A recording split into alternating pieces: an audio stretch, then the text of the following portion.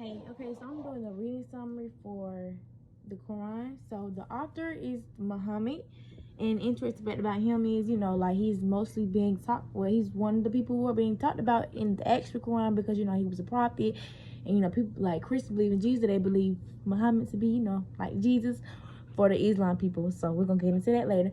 The genre is a religious text, and so basically the Quran is this holy book for the Islams, and it was written between 600 to 700 AD by Muhammad, the author. Okay, so the word Quran basically means like a spoken word, such as like the Bible is for Christians.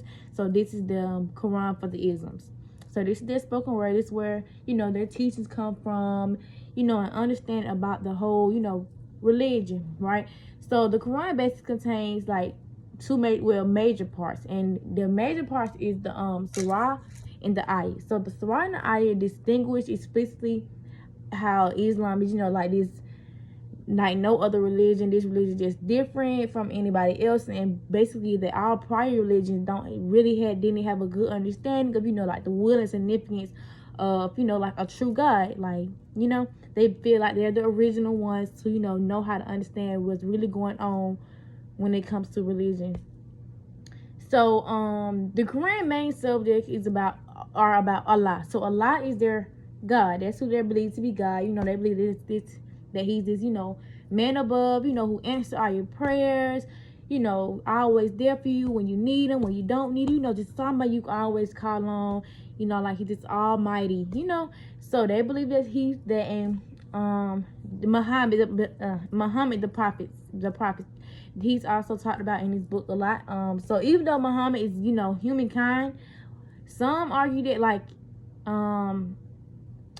his existence like on earth was to fulfill his spiritual role. So they feel like that he was sent from their Allah God. He was sent down here from up there to fulfill his role and lead and guide the people down here.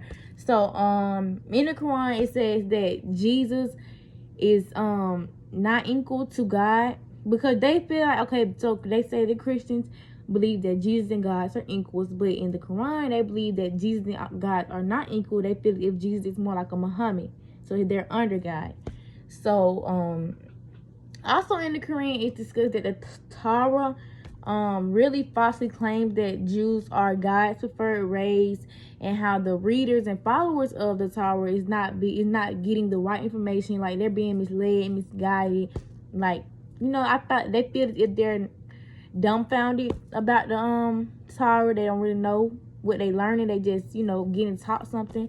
And it also claims that the Holy Land of Jerusalem, the Christian believe in, belongs to the people of Islam and no one else. And in the end of the Quran, it talks about how they believe that the world will end. So it claims that the sun will rise to the west rather than the east, and that like people on earth are just not technically not gonna know it, but they're just gonna be busy doing like everyday things such as eating and working and things like that. But what I did find interesting about this book was like this book basically try to hit on all religions, all other religions, to like see, like, how do I put this? They trying to like